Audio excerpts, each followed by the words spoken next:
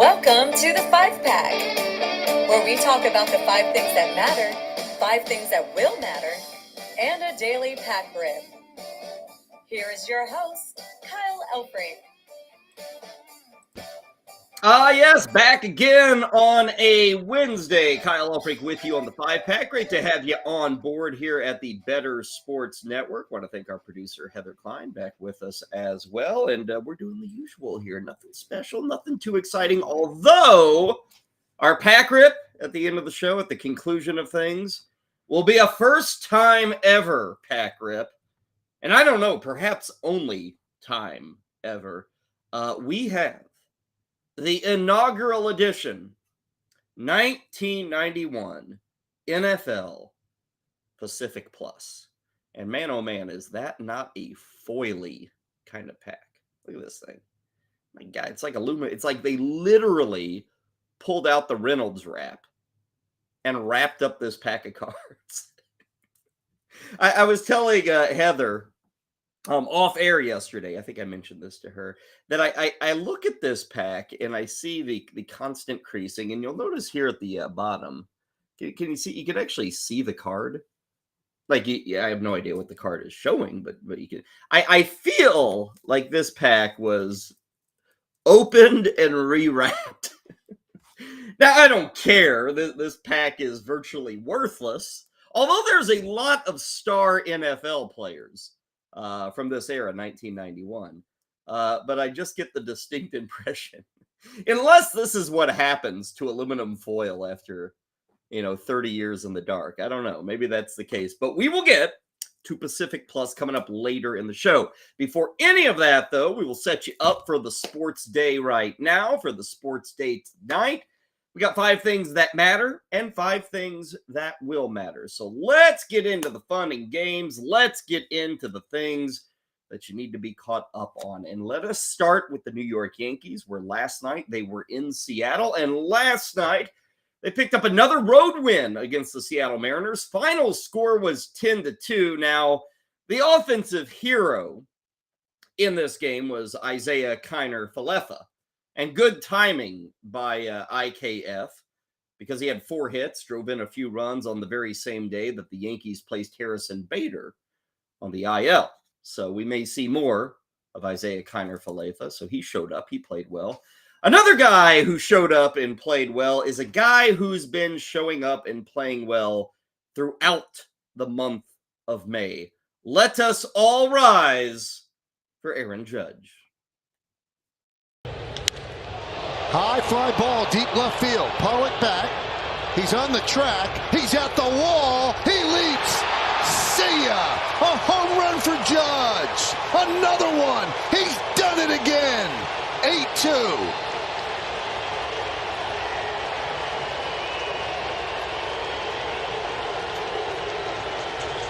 Well, he finally got that fastball.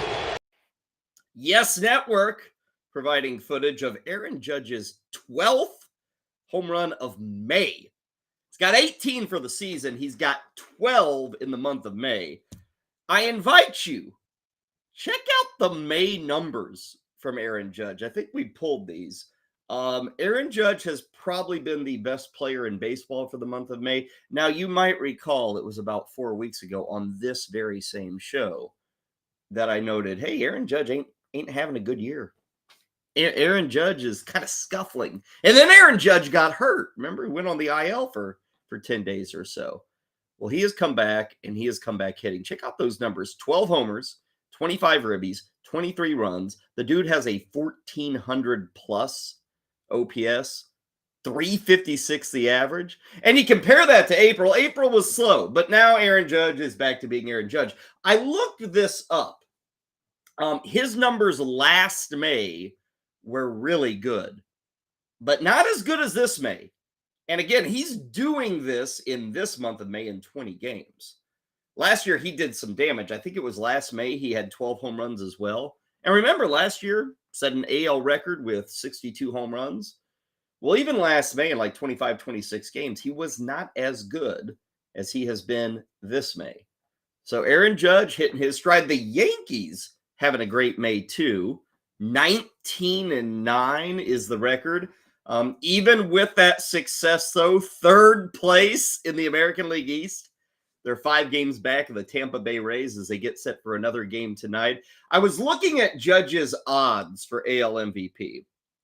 And even if you don't follow this market, you can probably guess as to what I'm going to say. It's Shohei Ohtani or Aaron Judge. What surprised me is that right now, 2 months into the season, about a third of the way through the Major League Baseball season, if you go over to the DraftKings scorebook, you're going to see Shohei Ohtani at minus 130, which is just, again, if you vote today, yeah, he needs to be minus 130. But to see odds like that with 2/3 of the season still to go, to see odds like that when you're almost guaranteed missed time. Now, maybe Ohtani stays healthy. Maybe he keeps pitching every 5 days. I mean, he's done it before. But like from a betting perspective, like actually putting your money down on a guy, that is a terrible investment on Shohei Ohtani. Meanwhile, with him being a heavy favorite, minus 130, Aaron Judge is at plus 400. And again, I'm not saying, oh, the next 4 months, Aaron Judge is going to be healthy, Shohei Ohtani is going to be hurt, or Aaron Judge is going to, finish with 70 home runs. I'm not saying that. I'm just saying when you're putting money down on a long-term futures bet, you don't do it on minus 130. You do it on plus 400, or you do it on Yordan Alvarez, who right now is plus 2,000. So if you play that market, and I feel that to this very day, we're all kind of educating each other on the new sports wagering world, you don't lock up money on Shohei Ohtani. Even if Ohtani wins that thing, A, you're not getting a really good payoff, and B, your money's there for like 4.5 months. Who wants to do that with a bad payoff? That's not how you invest. Mentioned that the Yankees are going for the sweep tonight behind Aaron Judge. They will have Clark Schmidt on the hill. George Kirby will be charged with trying to slow down Aaron Judge. George Kirby's pretty good at suppressing the home run, a little bit better than league average. George Kirby, the big thing with him is he does not walk guys. So a lot of times you'll see the way to attack Aaron Judge is to make him chase pitches outside the strike zone. George Kirby doesn't do a whole lot of that. Like, he leads baseball in walks per 9. So that'll be a fun matchup tonight. 9:40 for that first pitch this evening. Let's move to item number 2 of things that matter to me, and thus they should matter to you today. Let's go to the other team in New York. Let's talk about the New York Mets, who, much like the Yankees, got off to a slow start. Now, the Yankees have I don't want to say totally, but have mostly erased that slow start. Like I said, they're 19-9 in the month of May. Not so much with the New York Mets. The Mets have not been bad, but expectations for the Mets were, frankly, high 90s, low 100s for wins this year. Right now, they're in kind of the high 80s realm. Last night, they did get a big win. They did it against Philadelphia, another team that's trying to stay above 500. Mets get the win, and they got it behind pitcher Kodai Senga. It started with good defensive work behind Kodai Senga. He's off to a great start since coming back. 1-2 coming, and a high fly ball hit deep to left center field. Back in the gap goes Nimmo on the warning track, right at the fence. He made the catch! He timed it perfectly. In full stride, right. Kodai Senga, I guess, not used to seeing such plays. He seemed genuinely surprised that Brandon Nimmo made that play. So he got help defensively. From there, Kodai Senga took care of business all by himself. Getting on base more as a result. Didn't get that call, and he swings and misses. And Senga has his 5th strikeout. Struck him out! 9 strikeouts for Kodai Senga. The forkball has been ghostly tonight. Yes, the forkball, a.k.a. the ghost fork or something like that. Senga was on.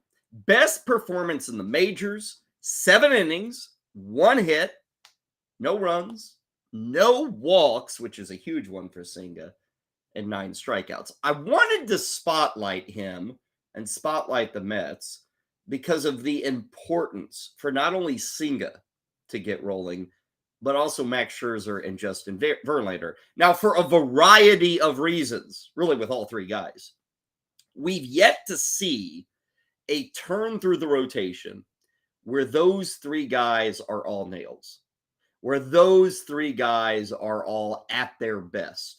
Like even on this turn through the rotation, Scherzer was spectacular last Friday in Colorado. I think it was 7 innings, 1 run allowed. Great. Probably his best outing of the year. The very next day, Verlander gets beat up at Coors Field. So he didn't have a good turn. And then Senga comes back last night with his best effort of the season. I think Scherzer is due up maybe tonight, maybe tomorrow. He is set to pitch. So the Mets have yet to get the big three rolling. And that was a major, major point of their build this offseason. They spent money on Senga. They obviously spent money on Verlander. When they went out and got Senga, they didn't say, hey, dude, you got to be our ace. Hey, dude, you got to be our SP2 as a rookie. What they said is, we just need you to be a really good 4. Like even Carlos Carrasco, we may have him slotted ahead of you, or even Jose Quintana. Now, the problem has been Carrasco's been injured. Quintana has yet to pitch. So Senga has been moved up to number 3. And what's crazy, and it's very early, and I'm not going to say there's a reason for this, but last night, obviously, that game taking place at Citi Field, you saw the footage courtesy of SNY. Kodai Senga has some very dramatic home and road splits that are developing. Here's where we stand right now. After last night, Kodai Senga is 3-1 at home with a 1.20 ERA and a 0.93 WHIP. I mean, it's like Cy Young stuff. He's really, really good at home. On the road, he's bad. He's 2-2 with a 6.12 ERA and a 1.84 WHIP. Now, before you jump to the conclusion that, oh, he must have gotten beaten up at Coors Field. No, he didn't pitch at Coors Field last weekend. In fact, the Yankees skipped him. They pushed him back in the rotation so that he wouldn't have to pitch on the road at Coors Field. And I mentioned these, home and road splits. His road pitching matchups have been at Miami, Oakland, San Francisco, Cincinnati, and Chicago. Now, those last two, Cincinnati and Chicago, they're rarely easy places to pitch for an opposing hurler. But those first 3, Miami, Oakland, San Francisco, those are like 3 of the top 3 places for anybody to pitch at anywhere in Major League Baseball. And Kodai Senga hasn't done well. So, again, it's too early to say, oh, this guy, for whatever reason, can't pitch on the road. But the numbers are dramatic. Now, here's what we got moving forward. If you look at the way the schedule kind of sets up, I was looking at this morning. 3 of the next 4 starts that Kodai Senga is probably making are on the road. And guess where they're at? Guess who they're up against? Atlanta, Houston, and Philadelphia. That one home game is against the Yankees. So, hey, enjoy Kodai Senga and what you got last night. It was great. Moving forward, the proverbial trade high. Might be trading Kodai Senga. Might be making that move after last night's effort. Dominance. Absolute dominance. But with 3 of his next 4 set to be on the road, with 3 of those next 4 set to be against Houston, against Atlanta, against Philly, and a game against the Yankees, not all that interested. And again, this guy's still walking too many dudes. Like even last night, 0 walks in 7 innings. For the season, he is averaging over 5 walks per 9. So ugly numbers, not good numbers for Kodai Senga. So for you fantasy players, I'm kind of the belief. Trade high. Trade high. Kodai Senga, despite being a rookie, he is eligible for the National League Rookie of the Year, is 30 years old. I bring up his age because I now want to move to item number 3 of what matters. 30-year-old Kodai Senga. Let's introduce you to a 16-year-old catcher who is now playing at Single A Lake Elsinore. Let me say that again. This guy you're looking at, guy by the name of Ethan Salas. He got the call up yesterday, a 16-year-old. Now you might be wondering, what in the hell? Heather Klein, our producer, was wondering, how in the world is a 16-year-old playing pro baseball? Shouldn't he be taking his driver's test? Shouldn't he be getting ready for prom? Maybe. Here's the deal. He's an international free agent. He's from Venezuela. This past January, the San Diego Padres signed Ethan Salas to a nearly $6 million deal in January. I think it was $5.6 million bucks. 16 years old. Now, I keep saying 16. Made his debut at 16. I should note tomorrow he turns 17. Everyone is raving about this kid. As you might expect. 6'2". He's a catcher. Now, the Padres actually used him in a spring training game this past March. He was handling bullpen sessions for like Yu Darvish. Like, he's on the fast track. And part of that fast track is getting him to single A. Last night, he debuted at Lake Elsinore. Here's what he did in his first at-bat. The payoff pitch home, laced into left center field. Outfielders moving over. It's going to split the gap and bounce to the wall. Salas around first. He's digging for second. He's going to take a wide turn around the bag and hold up there as Alvin Guzman gets it in. Welcome to minor league baseball, Ethan Salas. A one-out opposite field double. Left-handed hitting catcher, that also plays. Reached base 3 times last night. Had a double, had a single, and had a walk. Now, we are a long way, I think, from seeing Ethan Salas in the major leagues, but he is already, by people who do this stuff, he's ranked as a top 100 prospect. So to see somebody, usually to get in the top 100, you're like 19 years old. Seriously. Like, even the guys who get drafted number 1, number 2, number 3 coming up next month, they'll probably go into the top 100, but again, they're 19 years old. Some of them are 21, 22. This kid's 16. He'll be 17 tomorrow. It's kind of wild. If you are wondering, the last catcher to catch as a teenager in the major leagues was a guy you've heard of. Ivan Rodriguez, back in 1991. There is a decent chance. Now, again, we're playing the game of 3 years down the road. There's a decent chance that Ethan Salas is up with the Padres by the age of 20. That is an organization that really likes to fast forward guys. They did it with Tatis Jr. They've done it with a few other guys. They like to push. So they gave Salas the push to single A. I would suspect it's a whole summer at single A. Maybe next year, double A, whole year there. And who knows? Maybe 19, 20 years old. He's up in the big leagues. Possible. One other thing, as I was looking up, Lake Elsinore. They are the, what are they? The Storm. The Storm of Lake Elsinore. I saw this bit, and I thought I'd pass it along here on the 5-pack. This is courtesy of The Athletic. Lake Elsinore now has the youngest player at single A, and they also have the oldest player at single A. Check this story. This is a great story. 47-year-old Matt LaChappa. 47. Now, there's a story here. It's a good story. 47 years old. He is a Padre for life. Here's the thing with Matt LaChappa. Back in 1996, he was warming up. He was a player with Lake Elsinore, coming up through the minors in the Padres organization. He was warming up, getting ready to pitch, and he suffered a heart attack. And he has been confined to a wheelchair ever since that moment in 1996. He is now a Padre for life. He is on the Lake Elsinore roster in perpetuity, still alive in a wheelchair. And the reason is because if he stays on the roster, he has team health insurance. So ever since 1996, they have kept him on the roster so that he maintains insurance. So kudos to Lake Elsinore. And now they have the youngest player and the oldest player on that roster. Okay, let's go to item number 4 of What Matters, and we switch gears from the world of baseball, and we go to the world of the NBA. Obviously, many people kind of awaiting the draft. Many people, of course, awaiting the NBA Finals, which begin tomorrow.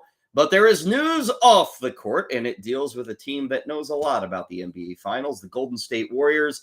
It was announced yesterday that their team president / GM is removing himself from the Golden State Warriors dynasty. His name is Bob Myers. We don't often talk about GMs in the NBA, but Bob Myers is considered the brains behind the Golden State operation. He pretty well built and was the architect of the 4 NBA titles: Curry, Green, Kerr, Thompson, all these guys. He is moving on. His contract was due up at the end of June.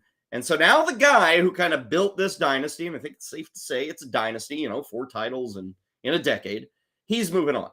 Now, why? Well, there's a little bit of burnout here, I would think. There are also rumors of compensation. A guy like that expects to be number 1, number 2 in terms of being paid as a GM. Reports indicate he's more like number 7, number 8. So I guess they couldn't come to an agreement. Contract negotiations haven't been going in. And I get it. After 10 years anywhere, whatever your profession is, if you think you would be highly sought after going elsewhere, you look elsewhere.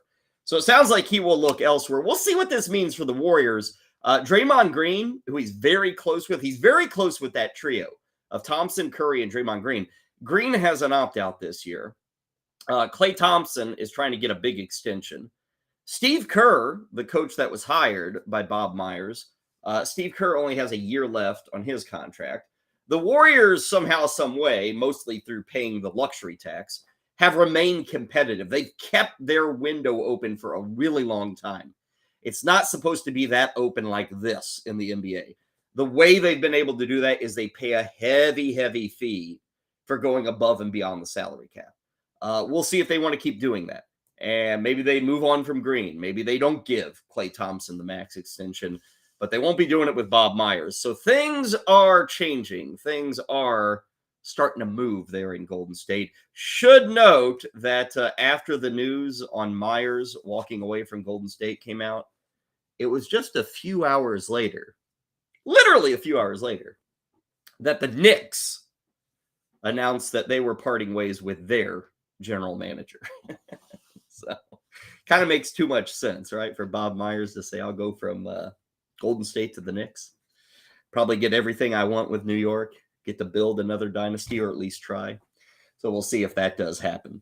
Let's move to item number 5 on our list. It's a little NFL OTA. OTA started last week for a lot of teams. They're continuing this week. Wanted to point out the situation in Tampa.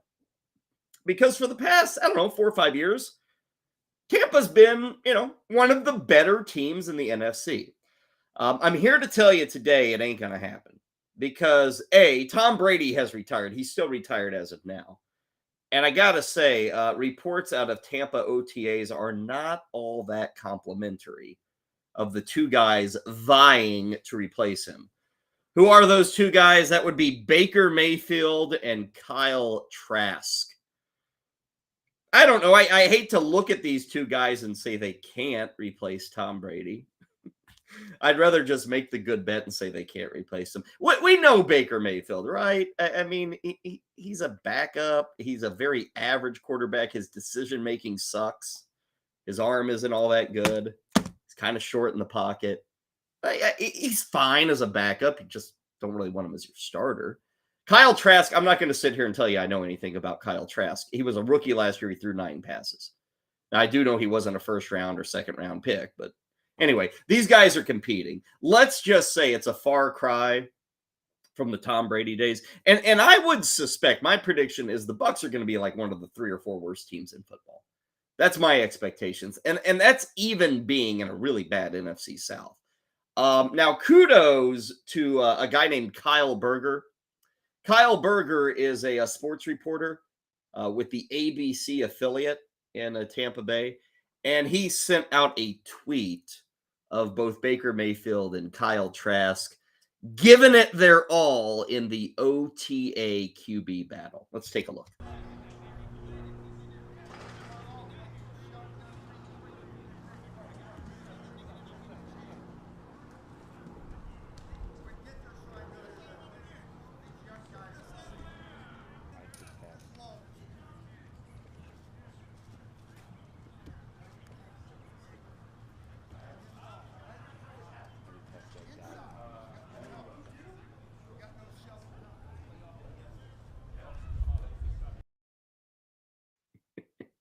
The power of editing. Again, that's courtesy of Kyle Berger with the ABC affiliate in Tampa. He posted that on Twitter. Now, in fairness, he did post a few completions later, but for our purposes, let's pick on these guys, right? Literally no pass rush, literally 15-yard passes. In the NFL, that should be on the dot, man. It should be right between the numbers. Nowhere close for Mr. Trask and Mr. Mayfield. So I fear it's going to be a long season in Tampa. And man, Tom Brady, you can't come back soon enough. But you're not. You're going to Vegas to help them out, to make some money with the Las Vegas Raiders as a partial team owner. Okay, those are the 5 things that do matter right now. When we come back, I will look into the crystal ball and I'll give you 5 things that will matter as we go into our Wednesday. First, though, let's go to our man Mark, who's got his thoughts on the future for the Boston As Celtics. we all get set for game 1 of the NBA Finals tomorrow night in Denver, as the Nuggets are entertaining the Miami Heat. We'll get to that series tomorrow. I want to talk about the fallout in Boston after the Celtics Game 7 loss, and they did not reach expectations after going to the NBA Finals last year. And what is the fallout? What's going to happen in Beantown now with this Celtics team? And I'll tell you this, absolutely nothing, aside from maybe moving on from Joe Mazzulla as head coach. But this idea of now marching on and trading away Jaylen Brown, and the fact that Brown and Tatum don't play well together, or there needs to be more creativity offensively, yeah, that falls on the coaching staff. That falls on offensive design. That doesn't fall on Brown and Tatum, who, by the way, have had nothing but success, have gone to conference finals, have been to the NBA Finals. Now, all of a sudden, after a bad performance against the Miami Heat, especially a Game 7 performance in which Jaylen Brown had 8 turnovers, now I'm going to move on. By the way, I do think that Game 7 looks entirely different if Jason Tatum on the very first play doesn't sprain his ankle, and maybe all of a sudden Jason Tatum goes out there and scores 45 against the Miami Heat, and the Boston Celtics are playing to the NBA Finals. So here's my message to everyone within that Celtics organization. I know it was disappointing. I know you expected to win Game 7. I know you didn't reach your goal this year. Don't overreact, because you have a dynamic duo in Brown and Tatum, or Tatum and Brown, and that should be the order, and that is the order that a lot of teams really salivate over. They are a dynamic duo. Don't do anything, move forward, and hope that next year leads to better results. Check out the comments below for a special offer from our friends at Fantasy Alarm.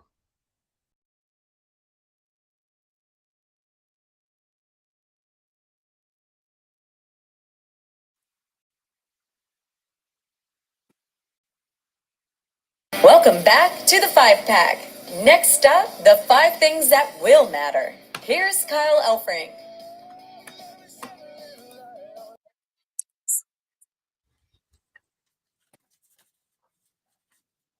We'll give you a few other things that matter, not just 5. Here's a couple of things that matter. For those looking for the latest and greatest in sports coverage, fantasy, DFS, wagering, head over to our friends at fantasyalarm.com right now. If you use the promo code ALARM50, you're going to get 50% off the package to sign up and get access to everything, whether it's baseball, football, whatever your sport is. I think they cover right around 10 over there. I mean, everything, golf, and of course, all the big sports, NBA, NHL. It's all there at Fantasy Alarm. You can get 50% off for the next 6 months by using that promo code ALARM50. Was checking out things today. They've got DFS previews for May 31st, today in baseball. Taking a look at some best ball strategies. I know one topic of conversation was Van Jefferson of the LA Rams. A lot of things available there. They've got PGA Tour previews. Got the Memorial Tournament coming up this weekend. So check it out when you head over to Fantasy Alarm. And again, when you get signed up, use that promo code ALARM50 to get 50% off for the next 6 months. Let us go to the 5 things that will matter as we proceed through this Wednesday. And I'm going to take you again for a second straight day. It's not just a coincidence that Kyle Elfrink is wearing green today. Second straight day, I'm going to spotlight the Oakland A's. And for the second straight day, it's not awful news about the Oakland Athletics. It's not. It's not about losing. It's not about a bad pitching staff. It's not about the sewage backing up. It's not about a possum that is in the media room. It's not about a move to Los, none of that. It's a second straight day of talking about good things with the A's. In fact, it's a second straight day where I can tell you the Oakland A's have won again. They've got a winning streak. The A's have won 2 in a row, and not just 2 games against some know-nothing nobody. 2 straight wins by the Oakland A's against the Atlanta Braves. And last night, they walked off the Atlanta Braves. Lacey has asked for time. Riley juggles, bobbles, and throws home! And it's not in time! Dropped by Murphy, the A's win it 2-1.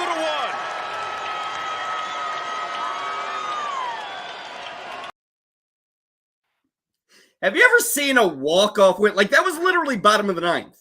Walk-off win. Have you ever seen a more muted reaction? Now, it's a little unfair. Here's why we had the muted reaction. They were checking the replay. So he's walking after touching home plate. I think the runner even thought he might have been out, but he was safe. The run counted. It was an error by Austin Riley, and the A's win. I'm sure that after they confirmed the safe call at the plate, I'm sure the place went bonkers. Not only the team, but also all 2,200 people. If there were 2,200 people in the stands.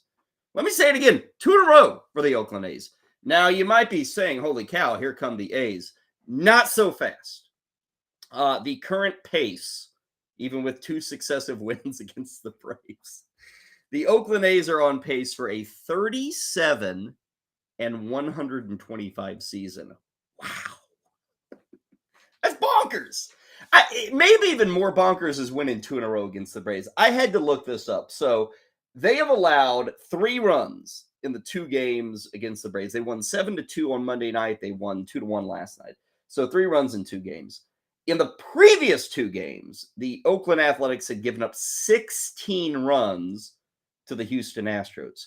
For the season, the Oakland A's give up 6.86 runs per game. It's the worst in baseball. How bad is it? The second worst number in baseball is courtesy of Colorado at 5.55. Oakland's allowing 6.86, the Rockies 5.55. That's dramatic. Atlanta, how about them? The bats going silent. Before this series in Oakland, they had scored at least 6 runs in 6 of their previous 13. Now they've had 3 runs in 2 games.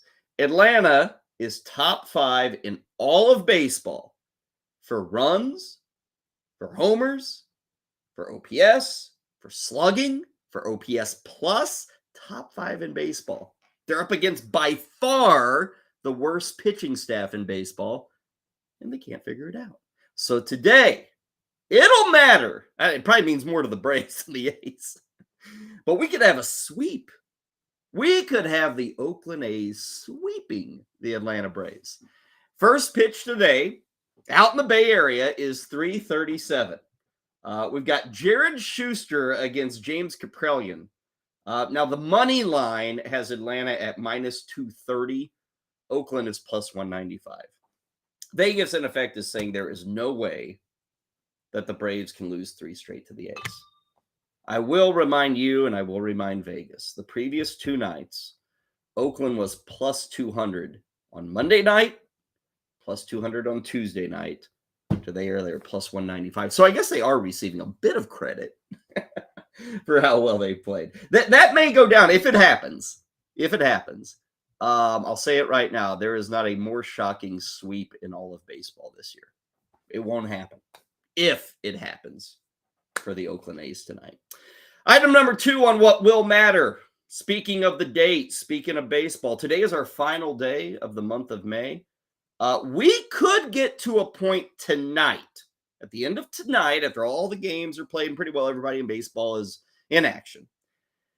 At the end of tonight, we could reach a point where 2/3 of the major league teams are within 5 games of the division lead.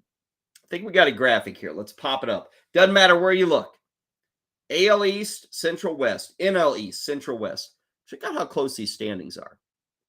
I mean, we know the story in the AL East. Everybody's good, but only 3 teams are within 5 games. In the Central, we could have 4 teams within 5 games. Right now in the NL Central, all 5 teams are within 5 games. So we are at a point where we will reach, in effect, the 1/3 mark of the Major League Baseball season, and we will have 20 teams that are within 5 games of the divisional lead, depending on results tonight. Now, to put that in perspective, because again, doesn't mean anything if you don't have perspective. When we got to the end of last season, the same 30 teams, the same 6 divisions, at the end of the 2022 season, we had 7 major league teams that were within 5 games of the divisional lead. And there is a chance by the end of the night we may have 20. And I get it. Hey, a lot of those guys are going to be whittled off. But at least in the early going, things are competitive. Whether that's good competition or just parity, things are competitive. There are things that, like, as good as Tampa's been, Baltimore and New York are right there. That's great. As good as Atlanta's been, Miami and the Mets are right there. Like, you look at these divisional leads, nobody is crushing the competition. So that's great to see. That's what you want. We didn't have that last year. You know, I mentioned at the end of last season, 7 teams were within 5 games. Let me tell you, the lowest number you can have there is 6 because you got your division winners. So we were about as bad as it could get for divisions just meaning nothing last season. They meant nothing. This year thus far, divisions mean something. And even if we don't get the full 20 based off results tonight, we're still talking 17, 18 teams that are, alive entering June. We don't usually get that in baseball. So good news for baseball there. That is good news for baseball. Unfortunately, the next 2 stories are bad news for baseball. Let us start in San Diego, California, where we all know, hey, the Padres have been disappointing. How disappointing, you ask? How about the fact that the broadcasting partner that carries the Padres games, Diamond Sports, they are now not carrying the Padres games. This ad that you see right here, Major League Baseball released this yesterday because Diamond Sports says, you know what? We have no money to pay the Padres, so we are no longer broadcasting their games. Now, who is broadcasting the Padres games? That would be Major League Baseball. Now, this is all very confusing, and we are not CNBC, but here's what I can tell you. Here is the Cliff Notes version of what the hell's going on here. Diamond Sports teams up with the Padres. They handle the broadcasting of Padres baseball. They are a regional sports network. All of the announcers are employed by the Padres. They get their paycheck from the San Diego Padres. The Padres team up with Diamond Sports to create, produce all this stuff. Diamond Sports pays the Padres for the rights to carry their games. And then Diamond Sports goes to the cable providers and they say, okay, you want to all down on. So a lot of business going on here. In effect, Diamond Sports says, we got no money. And sorry, Padres, we can't pay you, so we're just walking away. Now, fear not, Padres fan. Baseball's stepping in, like you just saw there with the ad. They've teamed up with other cable partners in San Diego to find a home. What really matters, though, and you can find these games, it's not like Padre games are disappearing, but here's what matters, and this is why we're talking about this story. Diamond Sports would have paid the Padres this year probably $50 to $60 million for the rights to broadcast their games. Padres ain't getting that now. And, the Padres are a team that is actually spending and spending and spending. Like, they probably could use that $50 to $60 million. They were probably counting on that $50 to $60 million. Now, baseball, Major League Baseball, with these agreements they've got with the cable providers, they will get some of that money back, but they're not going to get the full 60. And maybe it's not dramatic to the Padres this year. Maybe, they're playing in front of sellouts and there's excitement, merchandise, all that stuff. Soto jerseys, Tatis jerseys, all that stuff. But that's still money that you thought was coming in. And when you are a team with what their payroll is like over $200 million, one of the few teams over $200 million, you probably need that money. You probably made some of those decisions like extending Yu Darvish, like, your plans for Juan Soto. Juan Soto is a free agent coming up. Well, all of a sudden, you're not going to have the $50, $60 million you were banking on. Now, there's a lot to be determined here. But the reason I bring this up is, A, it affects the Padres and kind of what they can eventually put on the field. B, unfortunately, this may be a sign of the times with Major League Baseball. And that leads us to item number 4. Yesterday, we get the news from San Diego. We get the news from Diamond Sports. Guess what's going on today at a courthouse out east? Well, at a courthouse out east, Bally Sports, who is actually the parent company of Diamond Sports. You might have followed this story. Bally Sports, they have so many regional networks. These used to be like the Fox Southwest, the Fox West Coast. Bally Sports bought all of them like 5 years ago. It didn't make a whole lot of sense then, but they did it. Well, lo and behold, shocker, they're bankrupt now. And I don't know how much you've been following this story, but Bally Sports has said to 4 teams, they've said to the Guardians, to the Rangers, to the Twins, and to the Diamondbacks. Those 4 teams, Bally Sports says, hey, we're bankrupt and we're not going to pay you. We're not going to give you what we thought we were going to give you. We'll still air your games, but we're not going to give you what we thought we were going to give you. Right now at this very moment, 12:42 Eastern? Well, they're probably taking a lunch break, eating a ham sandwich. But today, they're in a court arguing, both sides, the teams, baseball, and Bally Sports. Hey, Bally Sports, you said you were going to pay us this money. Give us this money. Yeah, we know you're in bankruptcy, but you got to pay us. We're your top creditor. You owe us the most. No, we don't. Bally Sports is saying, well, lo and behold, when we signed those deals, we thought people weren't going to cut cords. Now all of a sudden they're cutting cords, and we don't have a subscriber base, and we can't pay you. To which I say, if you're such a smart business, Bally Sports, shouldn't have you seen that coming? It's not like these deals were signed 30 years ago. These deals were signed like 5-10 years ago. Newsflash, Bally Sports, when you agreed to give the Guardians and the Rangers and all these teams that money, the cord cutting was already going on. You're just dumb. And this is bigger than what we do here on the 5-pack, but I'm sorry. And I get it. They're protected. They're a business. They're not going to have to pay. That's how the system works. But in effect, they're a dumb business who made a dumb business decision, and the courts are bailing them out. And hey, does it affect you and me? Not too much. But that's the way the system works. Don't let anybody tell you otherwise. Maybe a little different for John and for Tom and Susan on the sidewalk who go bankrupt, but for Bally Sports, it's not. So they're arguing right now in a court. Hey, we don't have to pay. And I bring all this up, both these 2 stories. I bring them up on the 5-pack because just this week I'm telling you about the SEC and like all the money they're making. And every time I look up, here's a new national contract for the NFL, making gobs of money. Major League Baseball. Now, the national stuff's different. I'm not talking about national coverage. I'm talking about the regional stuff, which so many of us rely on. The regional stuff is probably cooked in terms of that golden egg that all these teams have been getting over the past half decade, in terms of these massive influxes of cash from these regional networks. That's probably over. Outside of maybe 2 or 3 spots where the fan base supports it, it's probably over. And does that spell doom for baseball? It does not. What it does is it gets Major League Baseball, the organization, they are now going to be in charge of these broadcasts. And they're going to have to sell them. And they're going to have to produce them. And they're going to have to find ways to monetize them. So that's a changing. MLB is going to, like that Padres story, MLB is taking it over. Games are still on. You and I aren't going to notice a difference. Same announcers, the same look, the same feel, maybe some different channels. But the teams in Major League Baseball may notice a change, i.e. the cash coming in may not be as great. So that the golden days, if you will, of all these regional networks giving all this money, I fear it's probably over with Bally, with Diamond Sports, and everybody else kind of bailing. Finally, we go to item number 5 on what will matter today. And what was a couple of days, I talked about DeAndre Hopkins. We wondered aloud, who's going to want DeAndre Hopkins? Who can afford DeAndre Hopkins?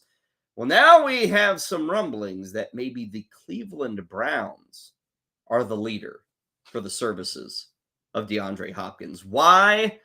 Well, it's because of this photo. And a lot of photos like this. That is Deshaun Watson, DeAndre Hopkins. Of course, they played together in Houston. Of course, Deshaun Watson is in Cleveland. He came out yesterday and said, hey, I want DeAndre here. I'd love to be back with DeAndre Hopkins. So this could happen. And I'll tell you this, it kind of makes sense for it to happen. And I will add, quite often, I sit here on the 5-pack and I say, why is the team doing this? It's not going to change anything. You're being dumb. I say that a lot. I'm not going to say it here. Here's why. You bring in DeAndre Hopkins, and I don't think he's a superstar receiver anymore. He's a good receiver. And you team him up with Amari Cooper, you got a hell of a good one, too. Cleveland has $15 million right now to play with. Some of that is because Deshaun Watson renegotiated his awful contract that the Browns gave him, changed it up, give him a little money.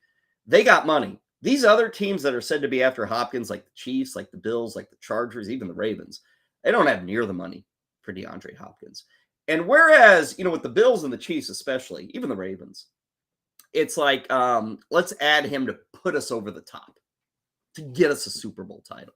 And for Hopkins, that has got to be a consideration. The guy's never been in a Super Bowl. He's never even had a deep run in the playoffs. So there's that tug of, hey, I want to go to a team where I can get to the Super Bowl, where I can win that crown. There's also the push away from the tug of, wow, the Chiefs can't pay me and the Bills can't pay me, but the Browns can pay me. Now, if they were to add DeAndre Hopkins, I think they're a playoff team. I really do. I think their receiving core, and I have to think Deshaun Watson is better this year. He was not good at the end of last season. But you've got Cooper, you've got Donovan Peoples-Jones. Let's see, you drafted a third-rounder, Cedric Tillman. You signed Marquise Goodwin. You got Elijah Moore. You traded for Elijah Moore with the New York Jets. Like, they wouldn't be loaded at wide receiver, but they'd be really good at wide receiver. And so if I'm Cleveland and I hear my quarterback, Deshaun Watson, saying, yeah, I want him here, I'm making that move. And it has to be within reasons. I mean, DeAndre Hopkins was set to make like $20 million. There is nobody in the NFL who's going to pay him that this year. Nobody. I don't think there's anybody in the NFL who, like, as a salary will give him $10 million. $8 million, $6 million. I mean, that's kind of what you're looking at. 1 year deal, I don't know, $6 to $8 million. Browns can do it. And I think they'd be well served. That franchise has been waiting to kind of take that step. Now's probably your opportunity. You got a good defense. You got Watson, you got Hopkins, you got Cooper. Might I add, you have Nick Chubb. Make the move. So I think this one makes sense. We'll see if it happens. But if it does happen, it will definitely matter for the Cleveland Browns. Those are the 5 things that will matter for this Wednesday. When we return here on the 5-pack, let us open Pacific Plus. Now, even if you're a card collector, what the hell is Pacific Plus? Take a trip down memory lane with some old cards from 1991. And I learned something about Pacific today that I did not know. I'll tell you about that next, right here on the Better Sports Network. 100 days and counting until the kickoff of the 23-24 NFL season, and there's plenty of storylines going into the year. In the AFC, can Patrick Mahomes still reign supreme, or will Joe Burrow, Lamar Jackson, or Trevor Lawrence take over the conference? Don't forget, Aaron Rodgers is also a New York Jet. In the NFC, you know the particulars, the Philadelphia Eagles and the San Francisco 49ers. Now, can a team like the Dallas Cowboys or maybe even the Detroit Lions step up to be the new kings of the NFC? Well, one thing is for certain, this year's race to the top will be interesting, but the race to the bottom can be very interesting as well, as teams tank to try to get their hands on USC quarterback Caleb Williams, a prospect many believe is going to be just as influential and impactful as Patrick Mahomes. Now, the Arizona Cardinals, they can get rid of their quarterback and decide to tank and go after Caleb Williams, not to mention a team like the Tampa Bay Buccaneers. So while everybody is focused on the race to the top in the NFL this year, the race to the bottom could be just as important, because what if Williams decides to keep his NIL money and go back to the University of Southern California next year? Then that could really do the draft process in this way. Curious of your comments about the upcoming NFL season? Leave us a note down there in the comments section. And while you're down there, check out a special offer from our friends at Fantasy Along.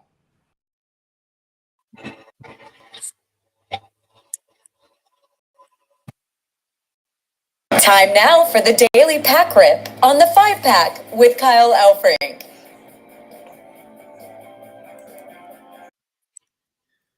Yes, indeed. It is time. And I got to admit, looking further at this pack during the break, I might need a blowtorch to get this thing open. We shall find out. Today, we're doing a little football. Had the news on the Tampa Bay Bucs QB situation, DeAndre Hopkins. Got OTAs going on. Let's talk some football. Shall I give you 1991 Pacific Plus? Now, even if you were collecting back in 1991, you may not recall this set of cards. I do. I recall this one. What I was surprised at is I looked this up, and Pacific, like they kind of changed the name and the goal, if you will. I mean, like this set's like 660 cards. But they stuck around throughout the 90s. And like I said, they kind of changed their focus. They went to smaller sets, kind of focused more on the upper end of things, a better product, if you will. But I don't remember those at all. Like, to me, I remember 91 Pacific. This was pretty well the same year. Like Pro Set was here, Score was here. What the NFL did is they like opened their arms to all comers in the hobby market. And they said, hell, if you want to produce cards, pay us. And we'll give you a license. You can go ahead. So everybody did. And Pacific was all of a sudden competing against, Tops and Top Stadium Club and Fleer Ultra and Dunner. I mean, everybody got into the football game. And I will say, I mean, I don't think it was the big push, but like you go through some of the names that are available, and it doesn't matter what your pack of cards is, but like the late 80s, early 90s, there's like legends everywhere. I mean, like, legend Barry Sanders and Joe Montana and Jerry Rice, and then you had the advent of Brett Favre, you had Troy Aikman, you had Emmitt Smith, Dan Marino. Like, it was an era where it was truly the changing of the guard, because in the early 90s, baseball was still a thing. Football was certainly a thing, but baseball was there. And throughout the 90s, football just kept moving and baseball went backwards. And part of that was the star power. Part of it was the fact that, holy cow, man, we got all sorts of cards to enjoy, and people got excited about it. So we'll open up this 1991 Pacific Plus cards. They're not too sticky, but they're a little, man, this pack, I mean, seriously, look at this. This is space aged stuff. We're all gonna die in a nuclear bomb, but this stuff's still gonna be here. This stuff will outlast the cockroaches, I think. Okay, I will say, for the fact that it's a worthless set, Pacific is, the cards are semi-nice. We lead off with Bubby Brister. Bubby Brister was kind of a thing for a couple of years. Bubby Brister was one of those players that like every Steeler fan loved. Bubby had an attitude. You can't really see it here on the card. Let me see. But you see those flakes? See those gray flakes? Can you make those out? That's from the foil on the card. Because compare it to our next player, Nate Mills. No flakes. That's because Bubby Brister got the flakes. Bubby Brister was the top card. So it would have been sad if I got like the Brett Favre rookie and it was ruined like this Bubby Brister card is. Mentioned Nate Lewis of the, at the time, San Diego Chargers. Like I said, nice looking set. I mean, kind of generic, but nice. You got all the information you need. A lot of these football cards from this era, like, just crap on the idea of putting the position. But you can see it's very wide there. Wide receivers. You see plenty of it. Let's go to an offensive tackle. Bubba Paris. I like that. We got a... in two of our first three cards, we got a Bubba and we got a Bubby. Now let's look at their real names. Do we get their real names? Doesn't say what Bubby Brister's real name is. Doesn't say what Bubba Paris's real name is. Maybe Heather can look that up. They might both be legitimate Bubba and Bubbies. I don't know. Maybe not. Up next, we go to the Tampa Bay Buccaneers. Kevin Murphy, a linebacker. Now, I will say, we were joking about the Buccaneers earlier. And back in the day, everyone considered these awful uniforms. But they're kind of cool now, aren't they? Like they're so crappy, they're cool. We're so far removed from the awful swashbuckling Buccaneers of the 80s and 90s that I kind of like this more than the current Buccaneers jersey. Bubba Paris is William Paris. Thank you, Heather. We'll see what Bubby Brister is. Surely he's not a Bubby. Running back John L. Williams had a couple of good years with the Seahawks. In 1990, he was coming off of 714 yards rushing. He had 73 catches out of the backfield. That'll play in a fantasy league. John L. Williams. By the way, here are the back of the cards. You get a vertical front with this inaugural set from Pacific, and then you'd get a horizontal back there. We have now had it reported. Yeah, Bubby is not named Bubby. He is Walter Andrew Brister III.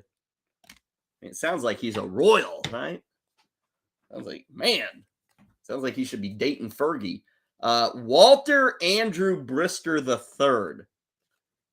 Just call me Bubby. And he went to Harvard? Is that right? Oh, no, it sounds like he should be going to Harvard. Instead, he went to Northeastern Louisiana, if you will. Ernest Biner, not with Cleveland. This is Ernest Biner with the Redskins. He was him and Kevin Mack were a great 1-2 punch with the Browns. But here he is with the Redskins. Randall McDaniel, who was, I think Randall McDaniel's in the Hall of Fame. Offensive guard, very good player for the Minnesota Vikings. Their offensive and defensive lines throughout the 90s were always good. Minnesota knew how to draft those guys in the trenches. Here's another good nickname, because I can't imagine he was given this name. Pepper Johnson of the New York Giants. He teamed up, I think Carl Banks was still there, Lawrence Taylor. It's a fearsome trio of linebackers there. Staying in New York and staying with linebackers, Kyle Clifton of the New York Jets. We're not getting a whole lot of skill position players here. Here's Seth Joyner of the Philadelphia Eagles. Seth Joyner had a great career. I am told Pepper Johnson is Thomas. Pepper's a lot cooler than Thomas. Here is Keith Willis, defensive end for the Steelers, sporting the ever-popular Alaskan-sized shoulder pads. Billy Ray Smith of the San Diego Chargers. Man, I was hoping for Junior Seau of the San Diego Chargers. Man, this thing just gets uglier and uglier. Defensive end Kevin Fagan. He was good with the Niners. Nothing like all pro, but a decent player. And then how about a center? Randy Grimes of the Bucs. Now, far be it from me 30 years later to ask for a refund, but I'm looking at this pack. How many cards do we get in this sucker?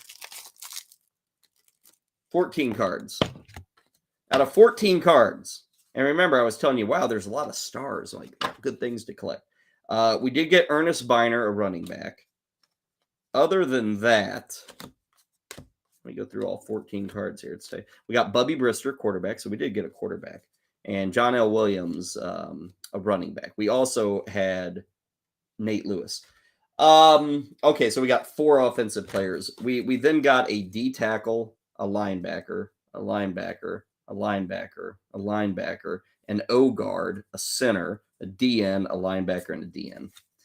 Kind of a letdown of pack. Still a nice set, though. Just not the cards we want. Pretty nice set. I don't mind it at all. Again, the backs are nice. You can see those backs, 660 cards. I'm going to have to get another pack of these at some point. 1991 NFL Pacific Plus. We'll have more packs to open tomorrow and more 5 things to care about, 5 things that you will care about. It's all in the 5-pack coming up on Thursday at 12 Eastern.